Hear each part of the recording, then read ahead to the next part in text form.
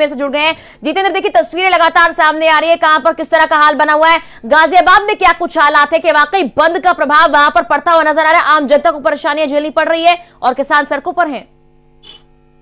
देखिए मेरा ये बिल्कुल कहना सही है कि जिस तरीके से भारत बंद के लिए कहा गया था किसानों की तरफ से, वो बंद देखने को मिला है 11 बजे के बाद। यानी कि गाजियाबाद में काफी सारी दुकानें बंद हैं।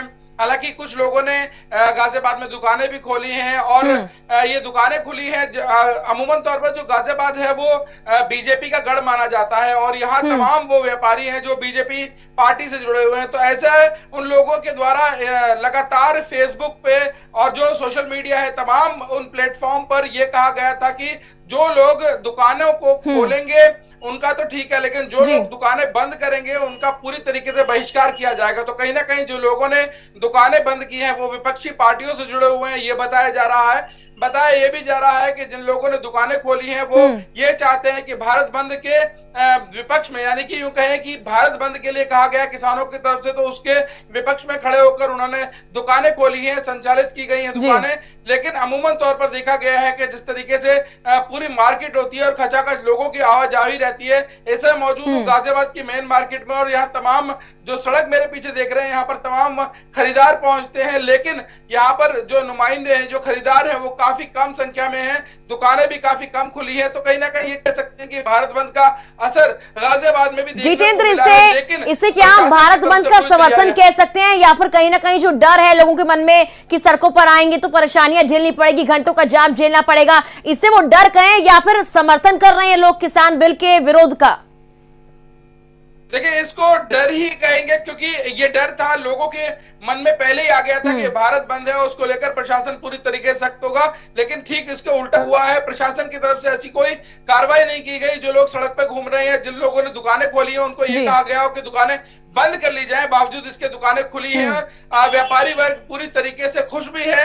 भारत बंद का पूरी तरीके से उन्होंने विरोध किया है और भारत पूरी तरीके से यूं मान सकते हैं कि जो लोग खोलना चाहते हैं वो पूरी तरीके से दुकान खोल रहे हैं, जो लोग खरीदारी करना आना चाहते हैं वो खरीदारी कर सकते हैं। लेकिन जो स्पेशल सर्विसेज होती है, यानी कि एम्बुलेंस और जो अस्पताल जो क्लिनिक है वो पूरी तरीके से खुले हैं। उनमें कहीं कोई गुंजाइश नहीं है कि कोई क्लिनिक बंद हो या कोई अस्पताल बंद हो।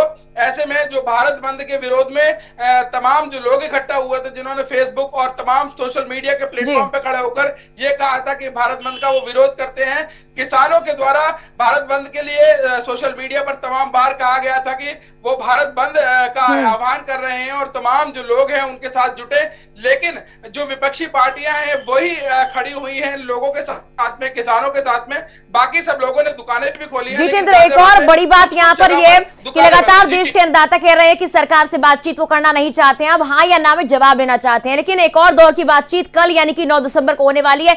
लेकिन अब ये कहा जा रहा है कि 9 दिसंबर को जब बातचीत होने वाली है उससे पहले 8 दिसंबर को आखिर भारत बंद करने का औचित्य क्या है। हालांकि किसानों की अपनी मांगे, जिसमें से कई मांगे काफी ज्यादा जायज हैं, लेकिन इस बीच जिस तरह से विपक्षी दल सड़कों पर निकल कर आ रहे हैं, लोग समर्थन नहीं कर रहे हैं भारत बंद का, लेकिन फिर भी उतर कर आ रहे हैं, राजनीति की बू आ रही है।